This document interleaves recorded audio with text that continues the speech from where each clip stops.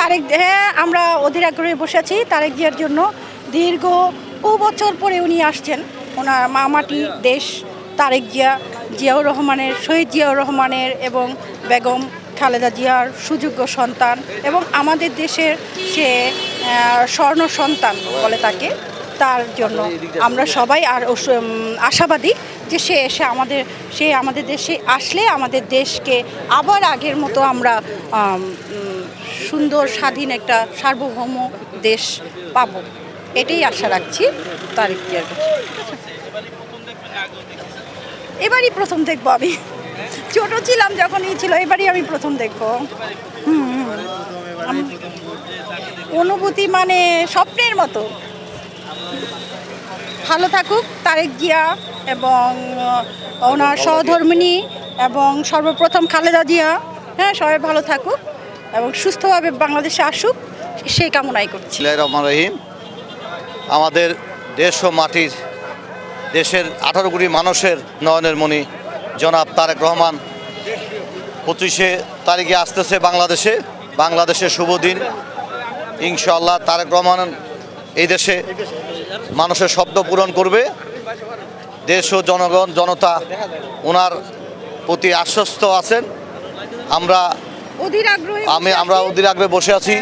এই পূর্বাচলে এসে আমাদের দিক নির্দেশনা দিবেন এবং আমরা তারেক রহমানের অপেক্ষায় বাংলাদেশ আছে।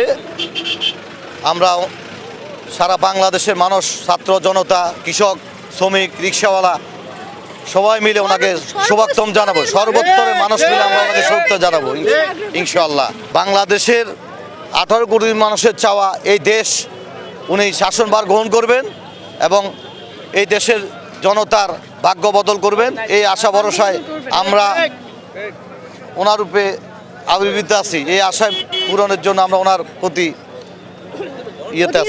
অধীর আগ্রহে বসে আছি ইনশাআল্লাহ। আসসালামু আলাইকুম, আমি রৌনক জাহান রাজশাহী মহানগর থেকে এসেছি।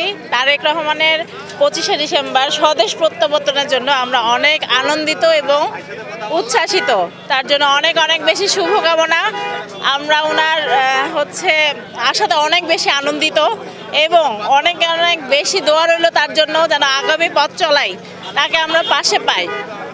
এবং আমাদের রাজশাহী মহানগর থেকে কালকে সবাই আসতেছে বিশাল একটা টিম নিয়ে, তাদের সবার জন্য রইল শুভকামনা। ধন্যবাদ। তাকে দেখার জন্য অনেক বেশি এক্সাইটেড। প্রথম দেখব, আমি দেখতে পারবো কিনা জানি না। ইতিহাসের সাক্ষী হতে স্টেজ দেখতে আজকে এসেছি।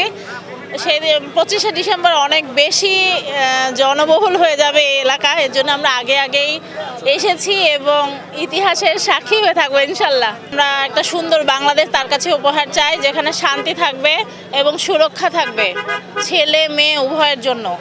দেশে যেন কোনো বিশৃঙ্খলা না হয় এবং একটা সুন্দর পরিকল্পিত বাংলাদেশ আমরা চাই। আশা করছি ইনশাআল্লাহ নেতা আমাদের নিরাপদ বাংলাদেশ নিশ্চিত করবে। আসসালামু আলাইকুম, আমি মোহাম্মদ ফিরোজ কবির, জিয়া সাইবার ফোর্সের রাজশাহী জেলার সাধারণ সম্পাদক। আমরা আমাদের নেতা দেশনায়ক তারেক রহমান। ধন্যবাদ আপনাকে। দীর্ঘদিন পর বাংলাদেশের মাটিতে 16 কোটি মানুষের হৃদয়ের স্পন্দন, বিএনপির ভারপ্রাপ্ত চেয়ারম্যান জননেতা তারেক রহমান বাংলাদেশে আসতেছে। এই আনন্দ, এই অনুভূতি সত্যি মানে ভাষায় বলে বোঝানোর মতো না। এখানে শুধু আমি নিজে আনন্দিত, বিষয়টা এখানেই শেষ নয়। বাংলাদেশের 17 কোটি মানুষের মাঝে আজকে আনন্দের জোয়ার বইতে শুরু করেছে এবং আপনারা দেখবেন যে জনাব তারেক রহমান যখন এই 300 ফিটের মঞ্চে এসে উপস্থিত হবেন, তখন আপনি দেখতে পারবেন সমস্ত ঢাকা শহর কানায় কানায় পরিপূর্ণ হয়ে যাবে। শুধু সেইটাই নয়, ঢাকার আশেপাশ, রূপগঞ্জ, এমনকি কালীগঞ্জ উপজেলাতেও আপনি দেখবেন যে একটা জায়গাও আমার মনে হয় খালি থাকবে না, যে প্রত্যেকটা জায়গায় একদম কানায় কানায় পরিপূর্ণ হয়ে যাবে এবং দেশের মাটিতে ইনশাল্লাহ জনাব তারেক রহমান পা দেওয়ার সাথে সাথে একটা অন্যরকম পরিবেশ সৃষ্টি হবে, যেখানে আগামী দিনে যে নির্বাচন আসতেছে সেই নির্বাচনেও জনগণের একটা যে দীর্ঘদিনের প্রত্যাশা ভোট দিতে না পারার, সেইটা ইনশাল্লাহ পরিপূর্ণতা ঘটবে। ডক্টর আব্দুল মঈন খান ইতিমধ্যে পলাশে ঘোষণা দিয়েছেন যে পলাশে উনি নেতাকর্মীদেরকে নির্দেশ দিয়েছেন পলাশ থেকে সর্বোচ্চ সারা বাংলাদেশের মধ্যে সর্বোচ্চ সংখ্যক জনগণ ইনশাল্লাহ পলাশ উপজেলা থেকে এখানে এসে উপস্থিত হবে ডক্টর আব্দুল মঈন খানের নেতৃত্বে। লিডার তো ইতিমধ্যেই 31 দফা ঘোষণা দিয়েছেন। আপনারা জানেন এই 31 দফার মধ্যে যদি আমরা যদি সেটা 4-5টাও পূরণ করতে পারি ইনশাল্লাহ বাংলাদেশের মানুষের যে আশা আকাঙ্ক্ষা স্বপ্নের সোনার বাংলাদেশ ইনশাল্লাহ গড়ে উঠবে। 17 বছর পর সদস্য প্রত্যাবর্তন করছেন। আমরা তার এই প্রত্যাবর্তনের জন্য 17 বছর ধরে অপেক্ষা করছি এবং রাজপথে আমরা লড়াই করেছি, সংগ্রাম করেছি।